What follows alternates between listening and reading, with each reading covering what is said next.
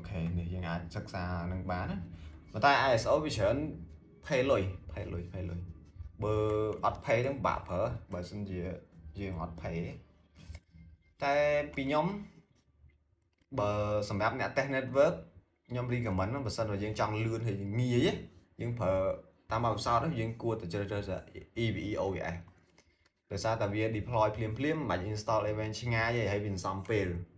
តែ recommend ល្អសម្រាប់អ្នកប្រើ CCNA test CCNA អូខេនឹងប្រើ EVE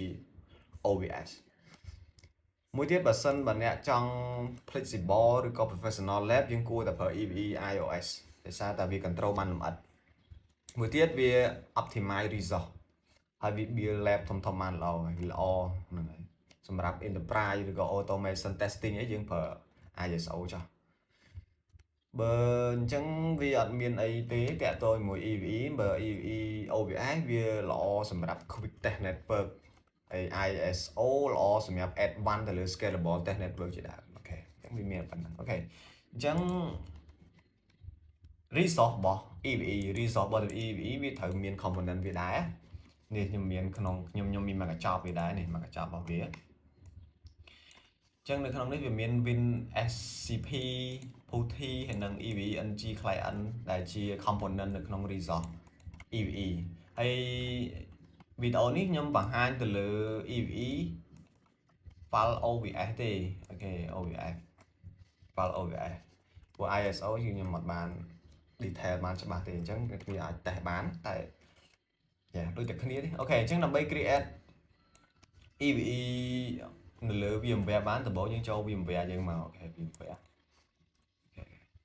បើសិនគ្នាយើងចង់បាន software EVE ហ្នឹងអាច join group Telegram ទៅខ្ញុំបានតម្លាក់អស់ហើយតាក់ទងមួយ EVE អូខេអញ្ចឹងតាក់ទងមួយ file OVS យើងមិនបាច់ទៅ create វែងឆ្ងាយដោយ ISO វាប្រកាសណាស់ថាយើងត្រូវ create ឲ្យ manual ច្រើនឃើញ manual ហើយយើងត្រូវ browse ទៅរក ISO ដែលយើងបាន download ចេញពី website វាណា website វាដូចខ្ញុំបង្ហាញមកអញ្ចឹងដើម្បី download បានងាយស្រួលទេអ្នកនរគ្នាចូលទៅ website ហើយនេះវាមានកន្លែងនេះ download មកវាមាន pro វាមាន free EVE communication edition នេះអានេះទិញតែ free នេះខ្ញុំប្រើហើយវាអត់សូវ smooth ហ្មងទេវាស៊ីខ្លាំងណាស៊ី resource ខ្លាំងដែរកុំព្យូទ័រមុំៗទេរ៉ានរៀង stack ដែរហ្នឹងអូខេក្នុងនេះក៏វាមានប្រាប់ឲ្យ download VMware Workstation Pro free ដែរយើងអាចចូលទៅ check បានណាអូខេឥឡូវវីដេអូនេះខ្ញុំបង្ហាញទៅលើ OVS ខ្ញុំបង្ហាញតែ OVS